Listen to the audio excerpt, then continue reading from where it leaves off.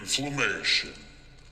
Okay, everybody, we're gonna get started. It's a pretty long presentation, so we're gonna get started right on time here. I'm gonna try to keep myself to under an hour. There's just so much material on this topic that's gonna be a little bit challenging. Just wanted to say thank you to you all for coming to this. I'm very grateful to have you guys here. I didn't think a topic like inflammation would draw this kind of crowd, but obviously you're interested in it, so this is pretty cool. I am Dr. Ben Quist. Quick disclaimer. I'm a doctor of physical therapy, so I am not a medical doctor. So the things that you're going to be hearing tonight are not medical advice, right? It is just kind of the musings of my brain on this topic matter. So something to keep in mind. Although I just completed 3 different courses from Harvard Medical School on lifestyle medicine. So it's something that I've been actively kind of researching. And I will say that nothing you're going to hear tonight contradicts anything that I learned in those courses. Okay, so this is based in science and from a good place. So I want to give you guys a little roadmap of where we're going tonight. So we're gonna have 5 different main points. First, we're gonna talk about what is inflammation. Yes, that was a bell you heard. Then we're gonna talk a little bit about why you should even care. Why should you care about inflammation? Then we'll get back in the car, we'll drive down, and we'll talk about what causes it. Then we'll mosey on down to point number 4, and this is the biggie. Does diet have any impact on inflammatory levels? That's the big one in my mind. And then we're gonna wrap it all up at point 5 and talk about actionable strategies that you guys can implement in your life starting tonight to bring down inflammatory levels, okay? I am super excited about this talk because I will tell you there are things that you can do to affect this, and it's very, very important. So let's get to it. We're gonna start with what is inflammation. And my mom is here in the audience tonight, and we were sitting out in the juice bar talking because I told her the wrong time. So she was here like really early. I'm like, what are you doing here so early, Mom? And then she asked me this very question. So like, what is inflammation? You know, so that's kind of an interesting question. So we're going to answer that in our first point here. And you might also wonder, like, why is a physical therapist talking about inflammation tonight? So I wanted to share a little bit of how I became kind of fascinated with this word, this process that happens in our body. And I want to tell a little story. About 7 years ago, I was 45 at the time, and my family was very young. I had a 2-year-old, a 4-year-old, and a 6-year-old at that time. And I'm a health club owner, obviously. I exercise. I very rarely went to the doctor at that point. I was on no medications. I felt great, but I did have a family history of heart disease. So my father had his first heart attack at age 52, had a big old bypass procedure, and then he lived about another 15 years and passed away in his 60s. So that's kind of a bad family history. So I'm like, gosh, you know what? This is just precautionary. I know that there's absolutely nothing wrong with me, so I'm gonna go in to a cardiologist and get this checked out. So I went to see a cardiologist. He did 3 different tests for me. He's like, Ben, we'll get this figured out. I'm gonna do some blood work. I'm going to do a treadmill stress test, and then we're gonna do a heart scan. And then we'll find out what's going on with that. So fast forward 2 weeks, I got a voicemail on my phone, and I still can remember this vividly. I was sitting at my dining room table, and I listened to the voicemail, and it was the cardiologist. He's like, hi, Ben, this is Dr. So-and-so. I got your results. So first off, you passed your stress test with flying colors. Secondarily, your blood work was pretty good on all your cholesterol markers, but we did notice that your inflammatory levels were up a little bit, and also you have prediabetes. And so I'm like, oh, that's not good. But then he went on to the worst part. He's like, well, and also your heart scan score was really bad. So you are in the highest risk category at your age to have a heart attack. So I'm like, oh gosh, that kind of sucks. I guess I'm just gonna be reliving the same pattern that my father had, with all that. So my first reaction was shock. I was like, this can't possibly be. So after I recovered from shock, which I think is normal when you get a bad medical diagnosis, whether it's cancer or heart disease or you have a stroke. And then I tried to debunk the heart scan. So that was my first thing, is this test can't possibly be accurate. There's no way. So I started to read everything I get my hands on. I read some research studies. I talked to some other cardiologists, looked at it. And in fact, from what I could tell, it is the most accurate, non-invasive diagnostic test that you can get to determine whether you're going to have a heart attack or stroke. So the most accurate. It is the best test.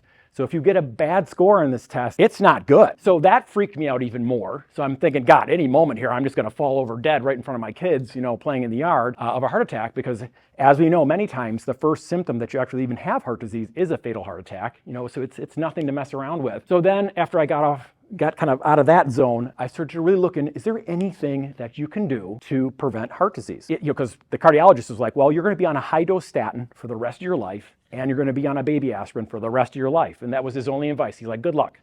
And that didn't sit well with me. So I started kind of my 7-year odyssey of learning as much as I could learn about, is there a way to stall heart disease? Is there a way to stop it? Can you reverse it? And I will tell you, I think you can. You can, from some of the things we're going to be talking about tonight. In looking at the ways that seem to help with heart disease, it is really the 6 pillars of lifestyle medicine. So it's what you eat. It is whether or not you exercise. It's whether or not you use risky substance like tobacco or alcohol. In addition, I will even take that a little further, and what chemicals you put on your body and what chemicals you ingest in the foods that you intake. Stress plays a role in it. Sleep plays a role in it. Having healthy relationships in your life plays a role in your future health. And the most interesting thing that I started to see when you looked at all the other major killers, so here are the top 10 lists, so you don't want to be in this list. These are the top 10 things that are most likely to kill you here in America. Those things that we just looked at, all of them help with all of these. So it's kind of like this universal theory. So like, it doesn't matter whether you have diabetes or if you have Alzheimer's or a neurodegenerative disorder or kidney disease, those 6 things on that other screen will help you get through those better. And of course, heart disease is up there as the #1 heavyweight champion of killing people.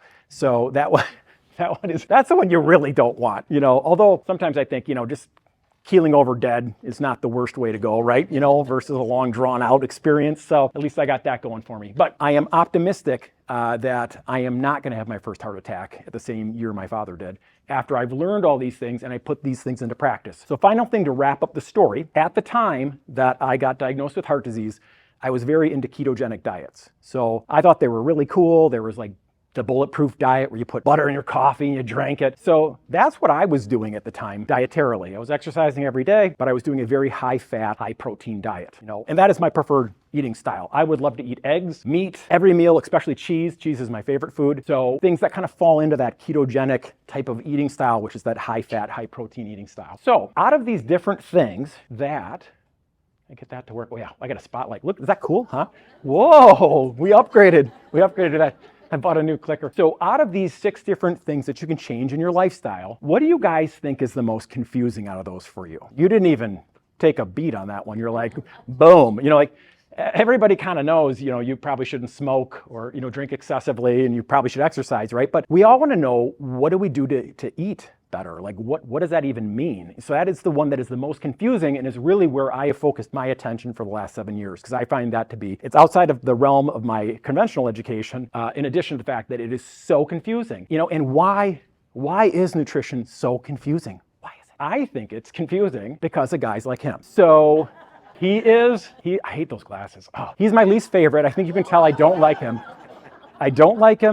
And there are many people on social media. We have these new types of platforms where anybody can get out there and just start saying whatever they want. And they can be very influential on a mass scale, like Dr. Gundry here, who basically has figured out how to cure every disease in the world. And he's got a potion or a pill or a gel or something to sell you that he is going to help you with those issues. And I don't mean to make fun of him. There's plenty of individuals out there that I think, but sometimes you have to look at the motivation of the people that you're listening to. If every single time they get online, they're selling you something, in my mind, it's not that they're automatically bad, it's just that you have to be a little bit more cautious of those people. So here's Dr. Gundry debating online, warning us about oatmeal, okay? So public health enemy #1, oatmeal. But then online, also here's another doctor saying great things happen to your body when you eat oatmeal. So who the heck is right? So this is where some of the confusion is coming from. But what I would say, if most people are eating this for breakfast, like this is what most of America is eating for breakfast, why are we even having a discussion about whether oatmeal is good or bad? It is a massive upgrade from what most people are eating. So people that have those conversations like that, it's not even a conversation we should be having, in my opinion. So I would like to cut through some of the confusion with you guys tonight on that. And point #4, we'll be going over diet. So where am I getting my information from tonight? So epidemiological studies, clinical trials, blue zone research, consensus documents, randomized control trials, and observational studies. I've read a ton of different books that have compiled this information together. That handsome gentleman on the screen there is Dr. Greger. He's written 3, maybe even more books. This one, How Not to Age. He had 13,000 research citations in this book. He had so many that he couldn't put the citations into the book. He had to have a website created for all the research that he put into this book. So it's that kind of stuff the Harvard medical courses that I took on lifestyle medicine, and all the reading and talking to different professionals that I've done over the last 7 years has kind of culminated in this presentation. So can you even believe research on diet? Have you heard that before? You can't believe it, because research on diet is typically observational type studies where they can show an association between something, but it's not a causative thing. Like a placebo-controlled study, you can prove causation. So a lot of the research on diet is stuff where it's just associations, but there is also tons of different controlled trials. In fact, there are over 20 controlled trials on oatmeal. And do you know what oatmeal shows? Oatmeal lowers blood pressure. Oatmeal has been proven to help with diabetes. So like when you hear people squawking away about how these things are bad for you, why are they not presenting some of the research that actually shows some causative effects, of these things, these better studies, because they do exist. All right, we haven't even started talking about inflammation yet. So let's get rolling on this. So mom, this is the definition of inflammation. Inflammation is the body's natural response to injury, infection, or any other forms of harmful stimulus. It involves the release of chemicals and the movement of the immune cells. So your immune system is kind of what gets inflammation rolling. And this process is meant to help repair the damage, fight off invaders like bad bacteria that gets into your body, and ultimately restore the body's equilibrium. So that's kind of what inflammation does. It basically indicates that something's wrong, right? So if you have inflammation going in your body, something has gone awry, okay? Something is off, whatever that might be. See if I can get this to work here. Yes? No? Oh, darn it. So that's supposed to play Bruce Springsteen's song, what is inflammation good for? What is war? Good for absolutely nothing. So is all inflammation bad? And the answer to that is absolutely not. Inflammation is critically important. If you did not have an immune response and an inflammation reaction, you would be in a world of hurt. A simple cut could kill you. So whenever you get, like, for example, that cut example, you get a cut, something gets in there, your immune system responds, and it starts to kill any of the bacteria or foreign stuff that got into that cut, and that's called acute inflammation. That's a really good thing. We want that to happen. If that doesn't happen, or for example, if you have a surgery, there's going to be inflammation because damage has been done to the body, or you hurt your knee. It's involved acutely in a variety of different processes. The problem comes is if the inflammation persists. So if it becomes this kind of chronic, oh, there we go. Got my flames to work. Okay. Whoa, holy smokes, guys. So it becomes this chronic, whole body, systemic, persistent, smoldering, imprecise thing going on in your body. That is a big problem. That's chronic inflammation. Okay, that one actually worked. Okay, we're done with section number 1. All right, so we are going to be having a little quiz after each one of our sections because I want you guys to all stay awake. We always have game show music when we do these quizzes, just like last time. I know you guys like this. If you get any of the quiz questions wrong, you, again, like last year, will be immediately expelled from the room. Okay, so please try to get these right. Pay attention. Which of the leading causes of death out of these 10 is not linked to chronic inflammation? Okay, accidents. So that is the only one that has not been shown to have kind of a link to inflammation. So pretty scary. So we're already kind of talking about on our little roadmap here, when we're going to point number 2, why should you even care about this stuff? Why should you come to a talk on chronic inflammation?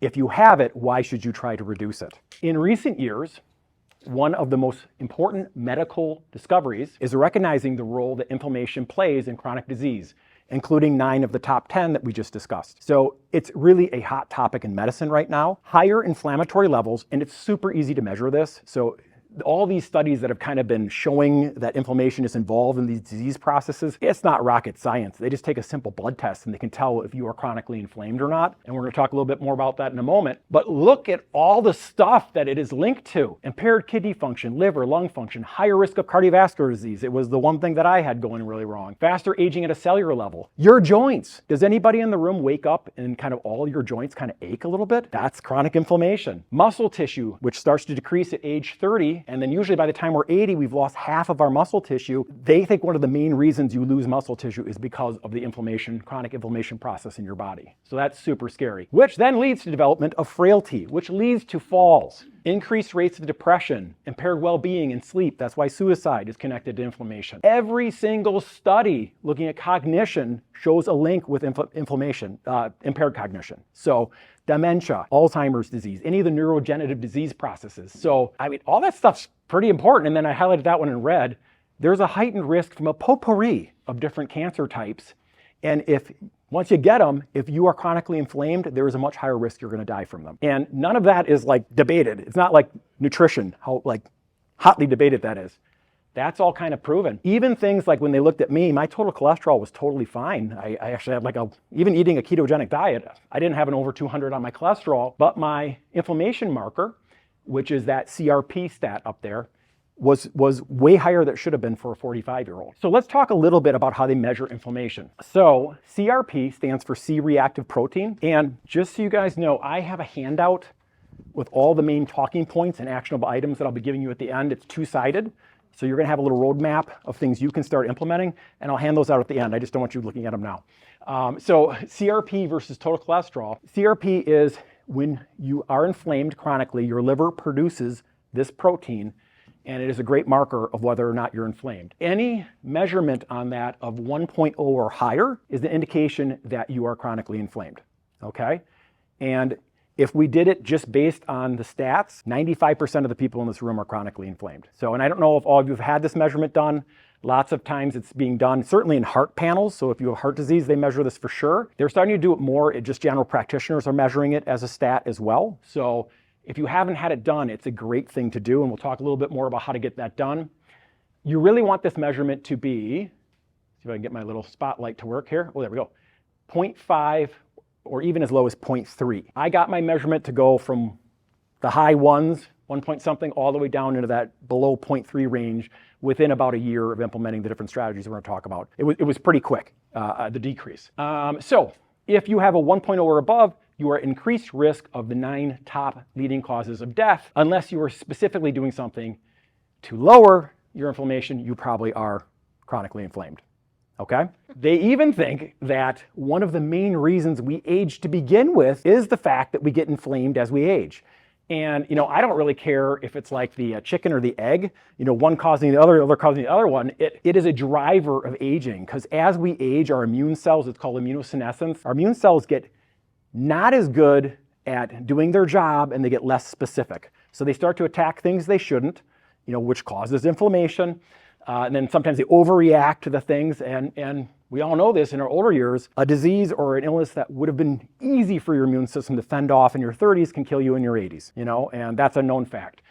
So they even coined a term for it, infla-aging, you know, so, and I think it is one of the main drivers of why we age, which is still also hotly contested. That's another thing. Why do human beings even age? Who the heck knows? But I know inflammation's a part of it. In a very large study, systemic chronic inflammation basically is a wonderful predictor of when you're going to die. So the higher that marker is, that C-reactive protein, and there's several other ways to measure it, but that is kind of one of the most common ones. If that marker is high, your risk of dying exponentially goes up, and it's very predictive. So hopefully I've scared you a little bit. Do you guys care about inflammation? Wait, there's a scream coming. Wait, hang on.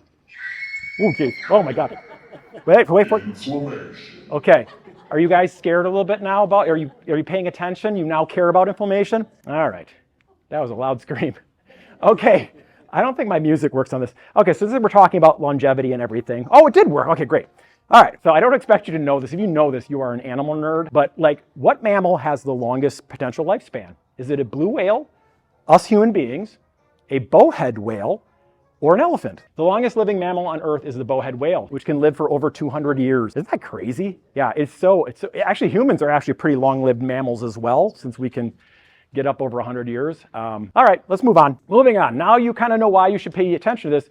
So what causes it to begin with? Why do we all, most of us as adults, have this smoldering low-level systemic inflammation going on in our bodies? And it is certainly related to deficits in these 6 areas that we've been talking about all night. So this next section, we're going to go over the cause and we're going to go over the fix right down the line. And then the biggie is going to be our point number 4 tonight, and that's going to be nutrition. And so we'll go over the cause with diet and then what some of the fixes might be for you. All right, so let's get started. I have 9 of these for you. So these are 9 drivers of chronic inflammation. So the first one is you have to move, okay? And this is something as an exercise professional. Mom, what did I just tell you most recently that you had to do? Walk every day. You have to move every single day. Not moving is a driver of chronic inflammation. It will become more inflamed. In fact, there are over 20 randomized controlled trials showing exercise decreasing chronic inflammation.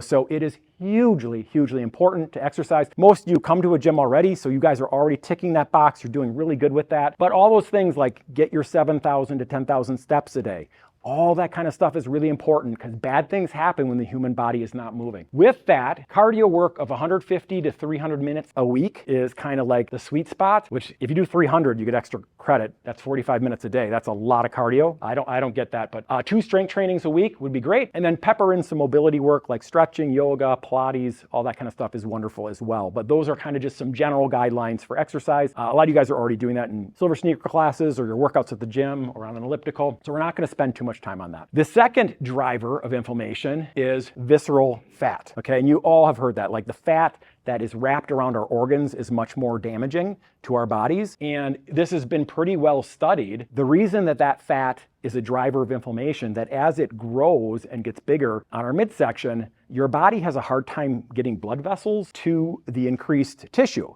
So eventually some of those fat cells start to die.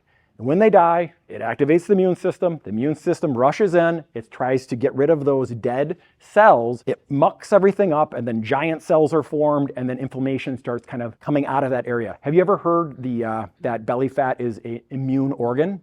Have you ever heard that term? Okay, never mind. But it is like its own immune reaction, inflammation creating organ if you have too much visceral fat. And they've done tons of studies on that. The direct relationship between each 0.8 or 1.0 kilogram of extra visceral fat that a man or woman gains, the increase in CRP, that's going to happen, 1.8 and 0.7 in men. So it's a direct link, but as one goes up, the other one's going to go up too. And I had a recent example of this. I had a client that lost 35 pounds last year. She did a fantastic job, and she allowed me to share her C-reactive protein results with you. So the only thing she did is she was already exercising, but she started out at 1.24. So is she high? Okay, so she's in the bad range, right? She loses 35 pounds, and then she's down to, right? That's pretty cool. She only did one of the different things that we're talking about. She was using a GLP medication to help with the weight loss, which those are a very exciting area of medicine right now that's, they're delving into, but she was also exercising. She was also adjusting her diet, doing a lot of stuff right, but she had a really, really wonderful result on that. She was worried that like one of the measurements over here said F C-reactive protein, this says C-reactive protein. They're the same thing, but she's like, well, maybe it's not the same thing. I'm like, no, just take the win. You won. It went down. Stop questioning it. Okay, here's an interesting one. So we're talking about actionable things you can leave tonight and do, many of which cost no money. Your skin. So our barriers to the external world are one of the places where we interact. The skin is the biggest one, right? As we age, and I think anybody over the age of 50 in this room can kind of vouch for this, your skin is going to change. It becomes less of a barrier, it's not as elastic, and bad things start to get in through your skin, which cause chronic inflammation. There have been multiple different studies done on mice, and there's been some human studies where simply just applying a moisturizer lotion to your entire body every day decreases your chronic inflammation markers. So how easy is that? When I read that, I was going hog wild with the Jergens cream. I was going all over myself, right? So I'm rubbing the lotion all over my skin. Silence of the Lambs. Yeah, totally. The basket, right? He brings the basket down. But what an easy fix. If something as simple as that can lower your chronic inflammation levels, why would you not do that? And your skin's gonna, thank you for it too. So really easy one. All right, number 4, bad substances that you put in your body. So if you smoke, it is one of the highest, most inflammatory things you can possibly do to the human body, both acutely and also chronically, which is why it is, hands down, one of the worst activities a human being can do to accelerate aging and kill yourself sooner. Alcohol also is inflammatory. I didn't like to hear that because I like my wine. But anything more than just mild drinking, if it gets into that moderate range or into excessive range, it is an inflammatory driver. Okay, so it will drive inflammation. And in fact, there have been multiple studies looking at when somebody drinks excessively, the next day, heart attack risk goes way up on individuals. So that hangover, is not a good thing for your body. The solutions for that are very simple. If you don't drink, don't start. If you are drinking moderate to excessive, try to bring it down. and don't smoke. Here's another interesting one. So, and they don't talk about this much. Everyone's always talking about like what you're eating, but I feel like the fact that we're just, most of America, and I don't put you guys in this room in this category, everyone's just eating too much of everything. Even the good stuff. There's a chronic overconsumption of calories in general that most people are doing. And did anyone watch that Netflix documentary on this guy? He's the eccentric multimillionaire business owner that it's called Don't Die. It's actually quite interesting, but he is doing a 20% reduction in his total calories continuously. And he's this weird guy. He spent millions of dollars on all of these. He's taking every supplement known to man. He's doing all kinds of weird gene therapies. It's an interesting watch on Netflix if you want to watch it, but he is calorie restricting at that 20% below what he should be at. I think that sounds awful. There are multiple studies that show that that decreases inflammation. That sounds horrible. I would sometimes maybe rather die and be inflamed than be hungry all the time. So the solution that I've come up for this in my own life is the prolonged fasting system. If you get my emails, you've probably seen me talk about this before. Prolong is like a little 5-day fast that you can do. I do it 4 times a year because I'm weird. So I do it every quarter, the start of the new quarter, I do a prolonged fast. So it's 5 days of calorie restriction, but there have been over 30 different clinical trials done on prolong, and all of them show a decrease in inflammation, along with a bunch of other things, blood pressure dropping, better blood sugar markers. So I think it's a really cool, easy way to incorporate fasting where you don't have to do it every day. You don't have to do some weird time restriction thing, or I'm eating 1 meal a day, or it's just a much simpler thing. Everybody here always knows when I'm prolonging because I'm not as conversational. kind of changes you a little bit. All right, so moving on. Number 6, chemicals in your food and products. And this is a big one. Women put an average of 168 chemicals on their skin each day, and men, it's about 70 something. Okay, so we're putting a lot of stuff on our skin. All of those products have chemicals in them, and there are thousands of them. Hormone disruptors, cancer-causing agents, things that cause inflammation. Phthalates, there was a recent article in New York Times on that. They think it's linked to 13% of all deaths from heart disease, is that we're getting that chemical into our body from shampoos and processed foods and lotions. So who determines whether these things that they're putting in our products are safe for us to consume and put on our bodies? Do you guys know? Is it the government? Is it the FDA? The manufacturer. Yeah, the manufacturer determines whether these products, it's the stupidest thing ever. It's called GRAS, generally recognized as safe. The manufacturer submits that this chemical that they're putting in this product that you're gonna then, or your child's gonna ingest or put on their body, the manufacturer determines if it's safe, and that's like putting the fox in charge of the hen house, right? It just makes absolutely no sense, and it makes you wanna pull your hair out, and we're particularly bad with this in the United States. So how do we combat that? So you guys all need to download this app. There's a QR code on your papers that you can take with you. It's called Yucca. Yucca will give you really good data on every single chemical that's in the product you're putting on your body or in your hair or wherever, or the food that you're eating. It will go over all of the different chemicals in the food, and it'll rate the food so we can see Shea Better Body Lotion isn't coming out too good there. It's a 10 out of 100, so it's bad. Goldfish crackers, what parent has not fed their child that, right? It's garbage, and then it'll tell you why. So there's a bunch of additives in there, and you can click into these little links, and you can determine why that additive is bad. Why is Yucca saying that? I think it's a fantastic application. I even have my daughter uses it. My sons are using it, and it's really cool to see them scanning their products and then, getting suggestions or recommendations for other products that they can use that are a little healthier. I typically try to stay 50 or higher on these. So if it's in the bad range, I won't do it, but I give it a little bit of leeway. Sunscreen's particularly hard to find something where it's not in the bad range. So anyways, please start using that app and then vote with your checkbook on the products that you're not gonna buy because they're putting a bunch of chemicals in there that are hurting your body and causing you to be inflamed. What's that? Yucca is a group of scientists that it's free, so I'm not too worried about, it's a group of people that put it together, Is it out of France? Yeah, I'm not sure, but they sure seem to do a good job. The nutritional recommendations that they give follow all the guidelines that I've been versed in. So I'm assuming the chemical ones are good too. That's where you want a high number. So 100 would be perfect, 0 would be really, really bad. And it rates them yeah, green is really good, yeah. Okay, So moving on. So that's kind of as complicated as that one is. You just got to kind of search for the products that are good for you. Stress and sleep. If you are stressed out, if you are not sleeping well, both those things are independent drivers of inflammation. We already talked about the fact that alcohol messes up your sleep, so that may be one of the reasons alcohol is inflammatory. So we're not going to talk about how to fix that because we could have an entire hour-long presentation on each of those. Okay, you guys, we all have our different strategies for stress and sleep, but they are very, very important. So managing those is a really good thing to do.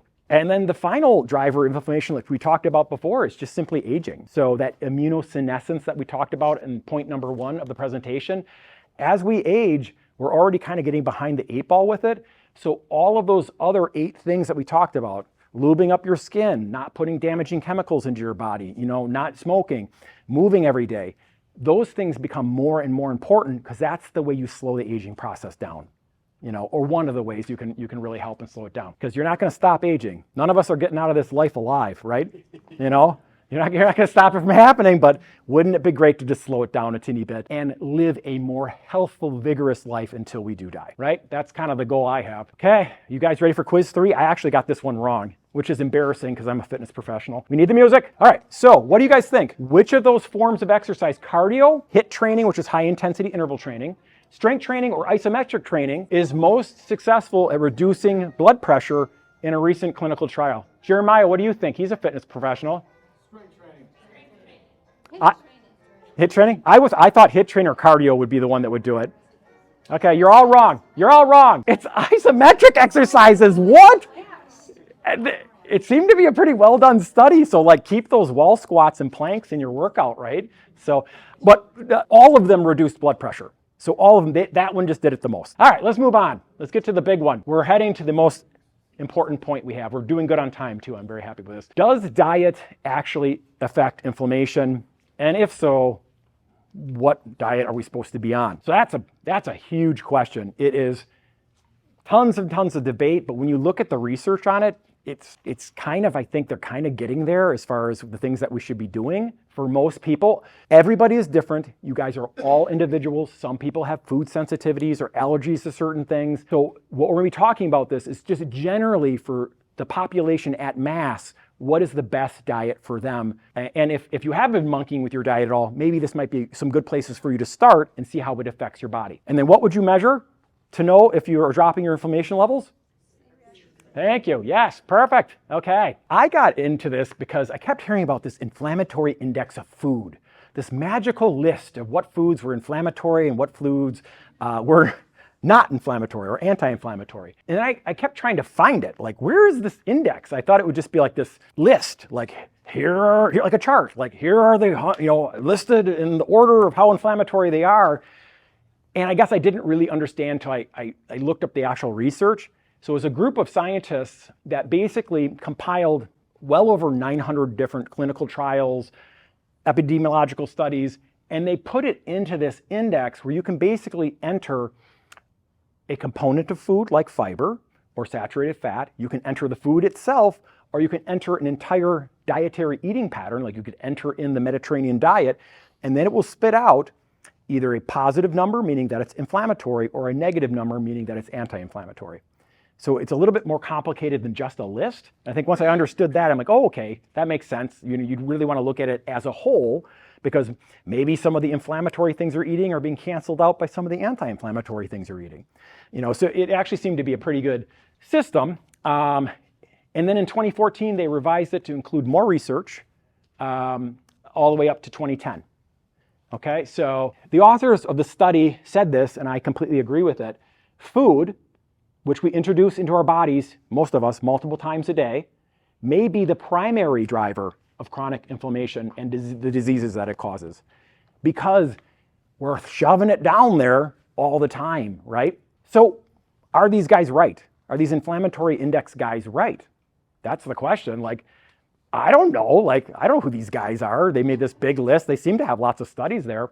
And here's what they found. So they found that in general, whole plant foods were anti-inflammatory. The most anti-inflammatory item was fiber. There were a bunch of different standout spices, like turmeric was the most anti-inflammatory food on the entire index. Everybody's heard of turmeric now, right? They sell it in Costco. Several different types of teas were really high on the list. Then we go to the pro-inflammatory foods, saturated fat, meat. A lot of people will have a lot of what about the carnivore diet people? Are they just getting all inflamed? What about, what about all the guys that say saturated fat is really, really good for you? Trans fat, sodium or salt, cholesterol in food, refined carbohydrate and full fat dairy, okay? Have you ever heard online that full fat dairy is really good for you? I mean, you do hear that, right? So who's right?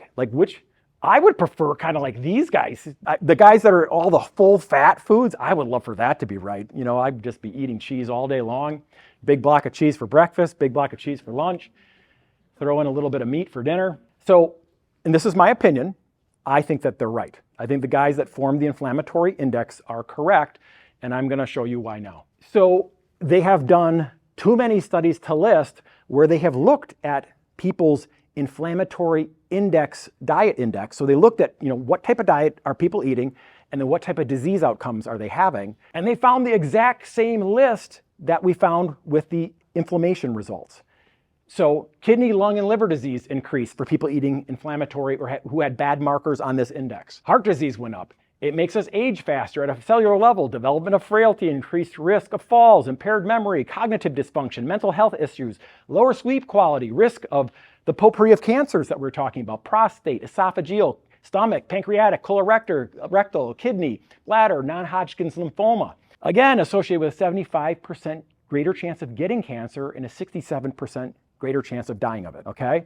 So they kind of found the same thing, whether you're measuring the CRP in the people's blood, all this stuff happens if the CRP is high, or if you're measuring the index of what foods they're eating, and they're getting that bad inflammatory index score from the index. Okay, does that make sense? And that's where it kind of started to be okay, maybe they're right. So I now want to go into why do the anti-inflammatory foods work? And then we're going to talk about why the inflammatory foods work, especially saturated fat, because that's the one I would love to have that be get some saturated fat going. Oh, get those eggs going. So why do the anti-inflammatory foods work? The reason that they douse the fire of inflammation in our body is because of the polyunsaturated fats that they contain. So have you ever heard of omega-3 fatty acids? That's a PUFA, okay? It's a polyunsaturated fatty acid. One of the reasons why fish maybe came out a little bit better on the inflammatory index. Monounsaturated fats, have you heard of olive oil? It's anti-inflammatory. Probiotic effect, antioxidants, polyphenols, fiber, phytochemicals, vitamins, and minerals that all these foods that are anti-inflammatory have that all the other foods don't have so much. Okay, so that is one of the reasons, and I'm going to highlight just two of the things that come, because we talked about whole plant foods being very anti-inflammatory, fiber. Two of those things, phytonutrients, and I didn't understand this well until the Harvard Medical School course. You always hear about these things like resveratrol, polyphenols, flavonoids, astaxanthins, lycopene. Those are all phytonutrients, okay?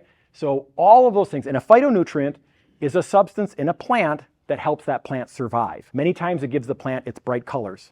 So a blueberry is blue because of anthocyanins. I can't even pronounce that.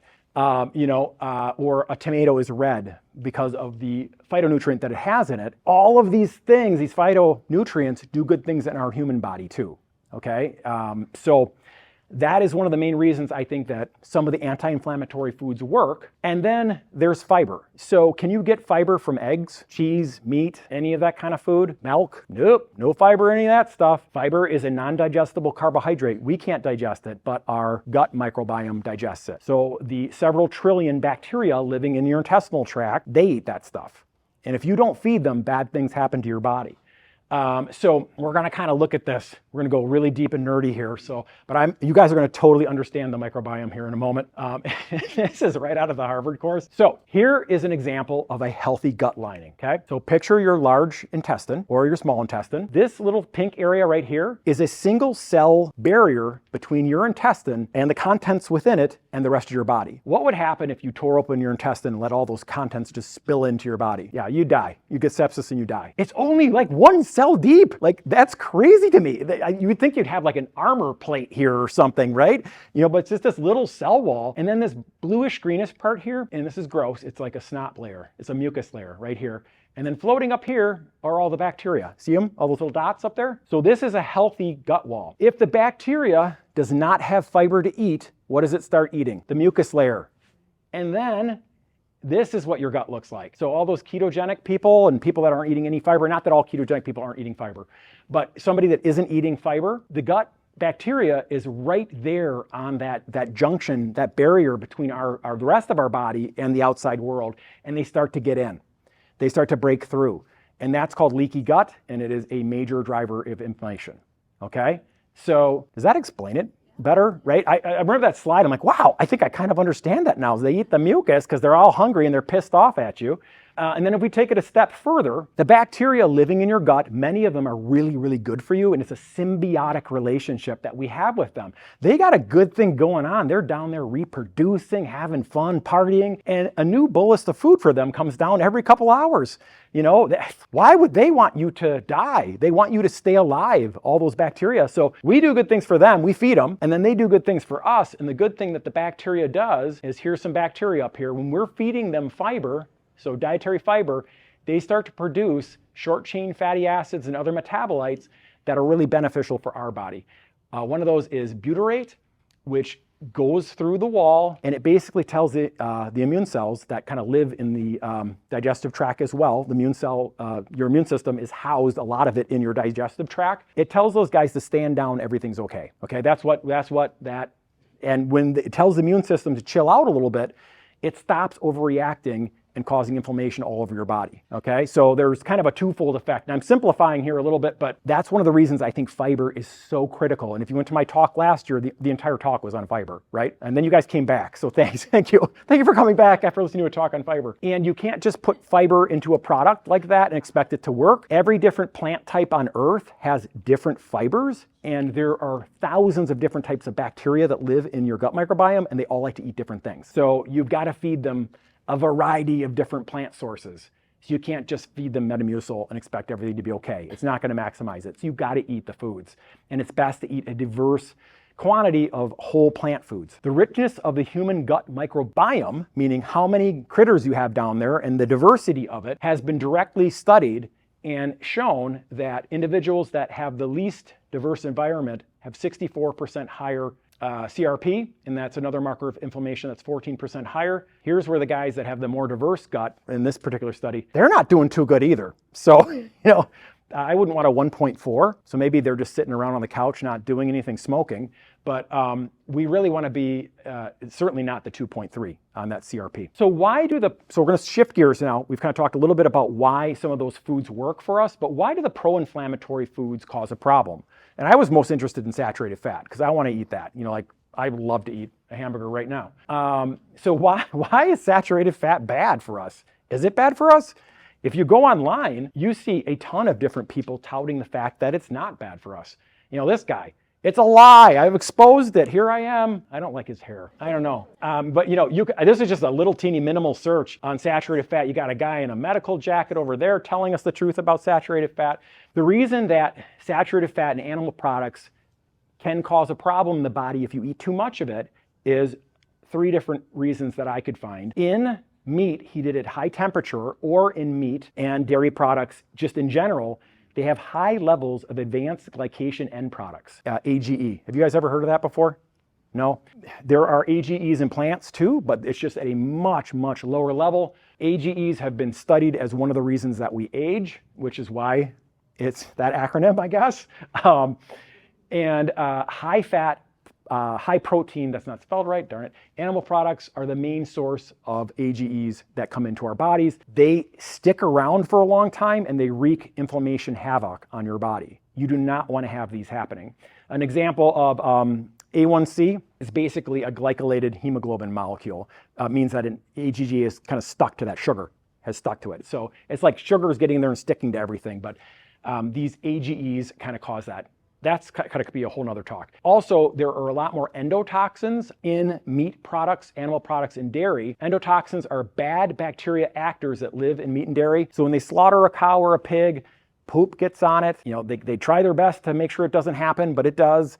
And then they store it for a while and more endotoxins build up. Then you eat them. and those toxins get into your digestive tract. And the main saturated fat we eat is palmitic acid. It's the most prominent one in the American diet, concentrated in meat and dairy. It basically helps endotoxins leak through the gut wall. So we just talked about the fact we don't want poop getting through our gut wall right into our body, causes inflammation. And it also, that particular acid directly induces the inflammatory response. So it's another reason why excessive amounts of saturated fat probably aren't good. So when I was on a ketogenic diet back in the day, maybe that's why at 45, which isn't really that old to have a marker as high as I did, maybe that's why I was all inflamed and becoming diabetic, which completely reversed, by the way, when I stopped eating like a moron. Or a really bad way for me to be eating. These guys all talk about that, but there are guys that talk about this stuff and do a really good job of it. He is my favorite YouTuber, Dr. Gill. He has a YouTube channel called Nutrition Made Simple. He is a PhD nutrition researcher and an MD. I find that the PhDs do better with this stuff than the MDs do. Like out of the world of cardiology with Dr. Gundry, like you get a lot of that kind of stuff out of the MDs sometimes.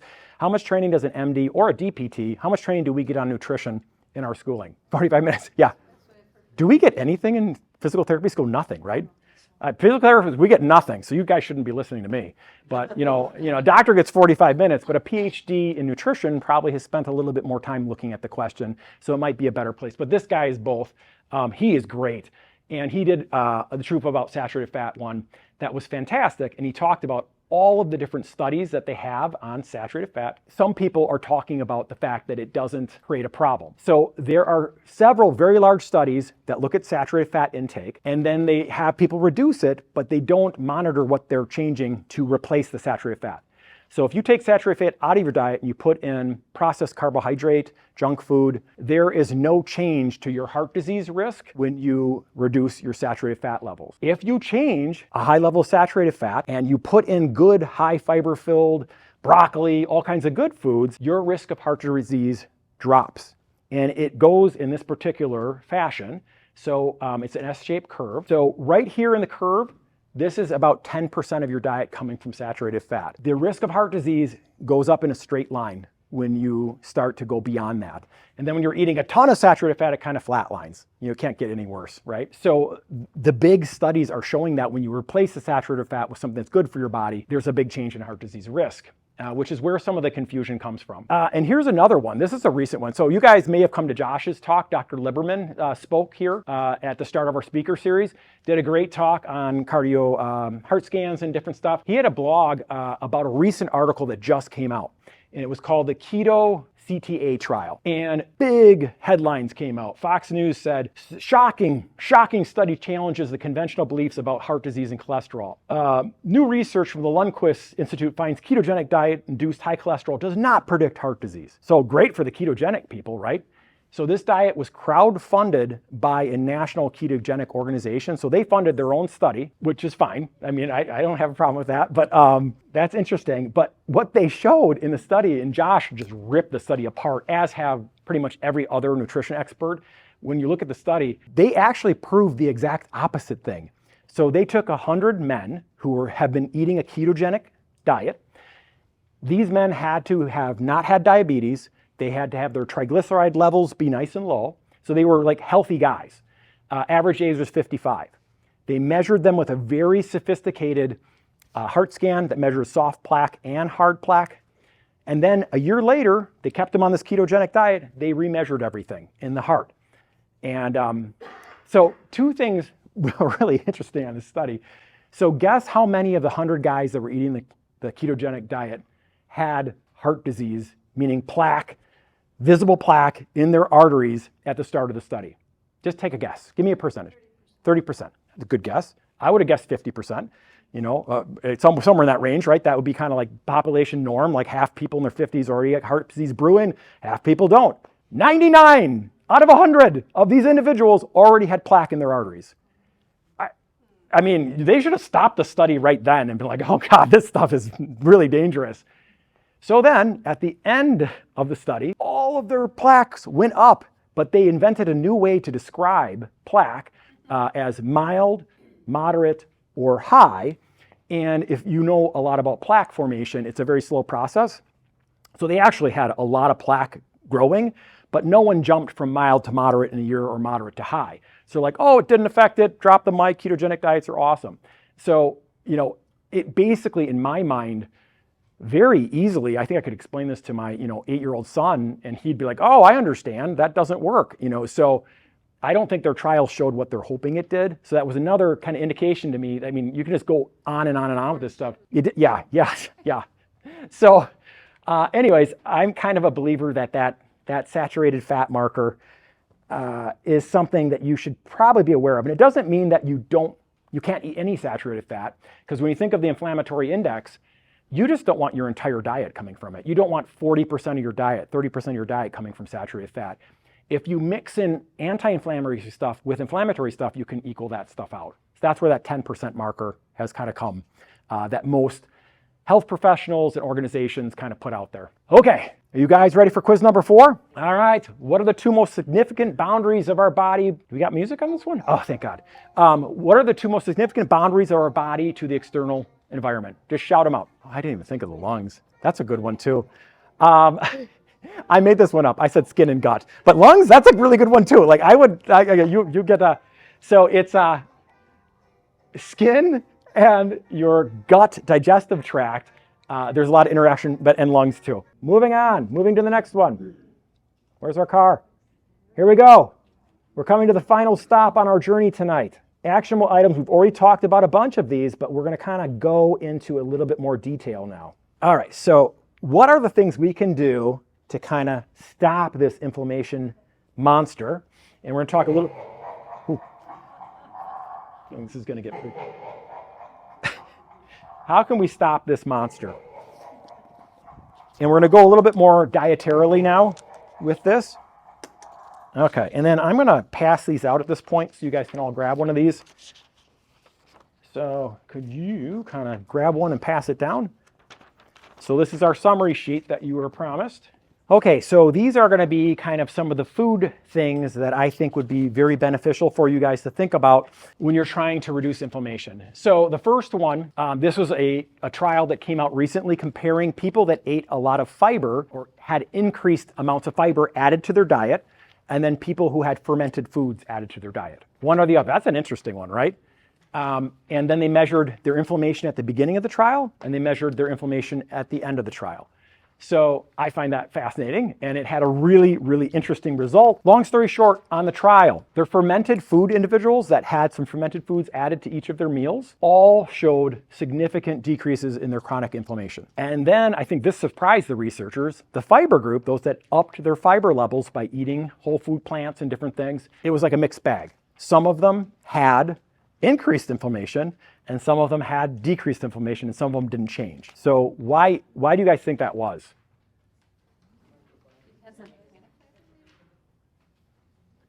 Didn't hear. Could be the type of fiber. The researchers felt it was the microbiome. So if you had a very minimally staffed microbiome, if you throw fiber down there, there's no one to eat it, right? So, and that's where the trickiness comes, and the kind of the guidance of, you're going to start to add a lot more fiber. Just go slowly, because you might not have, you got to feed the good guys and have them multiply and be fruitful before they can eat that fiber. And maybe starting with some fermented foods first to seed. So fermented foods have active bacterial cultures in them, been used for thousands and gazillions of years. Maybe starting with that might be a really great place to start. And I feel like we here in America don't do fermented foods maybe as much as we should. I typically have a fermented food with every single meal that I eat. And I don't know if beer counts. I know that's on there, but this is just a list from the internet of all the fermented foods. I do a lot of kefir. I do sauerkraut, kombucha, miso, kimchi I like, apple cider vinegar, pickled vegetables. Natto is one I did a whole YouTube video on. Did anyone here ever try natto? It's a fermented soybean. It looks like spider eggs. It also has stringy, mucusy kind of. It's a Japanese fermented food. Okay, so all of those guys, adding a fermented food to your diet, I think is extremely valuable for decreasing inflammation. Chocolate is fermented food? I don't know. I probably not. Probably not. Yeah, no. Chocolate does have some good polyphenols in there. All right, so some of the other standouts from the study. Turmeric was a huge standout as the most anti-inflammatory food you can intake. So using that, potentially as a supplement, potentially as a spice. I use dirt food. I throw it in my coffee every morning. It has turmeric in it. It has Ceylon cinnamon in it, a couple other things. But I like that to get my turmeric each day. Blueberries and berries in general were a standout in the studies for anti-inflammatory effect. And then leafy greens were also a huge standout. And it's funny, I've read several different studies on dementia, and those are the two foods that associate. People that eat those foods often have a much lower chance of getting neurodegenerative disorders. So keeping your noggin in good shape, right? Which is really, what's that? Which two? Blueberries and leafy greens.